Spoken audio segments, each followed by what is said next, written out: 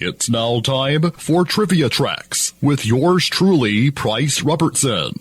This episode of Trivia Tracks is brought to you by ProMed Ambulance Services, care you can count on, and Beth Smith at Edward Jones. Edward Jones, making sense of investing, member SIPC. 70 years ago today marked a fall from grace for a broadcasting pioneer. During the early 1950s, Arthur Godfrey was already a familiar face to TV viewers and radio listeners, having been seen and heard up to 6 days a week, sometimes for as many as 9 separate broadcasts for CBS. By 1953, Julius La Rosa, a member of the so-called Little Godfreys, had become the most popular of them all, having scored a major hit with A Campari. Reportedly, he received more fan mail than Godfrey, whose wholesome, down-to-earth image hid a controlling, volatile man. One day, La Rosa missed a dance lesson due to a family emergency. Even more so, he and the rest of the male Godfrey cast members believed dance lessons were effeminate. La Rosa's hiring of Tommy Rockwell as agent and manager may have been the straw that broke the camel's back.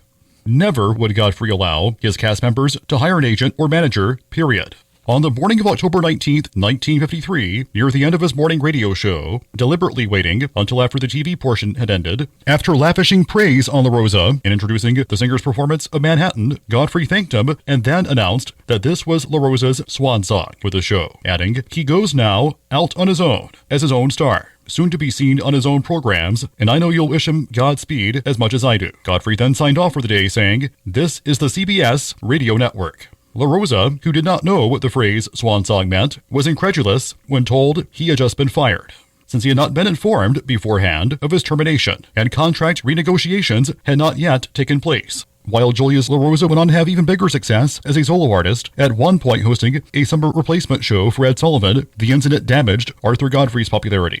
In the years that followed, more cast members were fired, including Godfrey's band leader Archie Blyer. As the media turned on Godfrey, 2 films, The Great Man and A Face in the Crowd, were inspired in part by Godfrey's increasingly controversial career. Even before the events of 1953, Godfrey was a frequent target for parody. By the end of the decade, it was all over for Arthur Godfrey, who despite his faux pas, still commanded a strong presence and a loyal fan base. In 1981, 2 years before Godfrey's death, an attempt to reconcile him with Julius La Rosa for a Godfrey Show reunion record album backfired when La Rosa reminded him of the dance lesson controversy, and the septuagenarian Godfrey's temper exploded.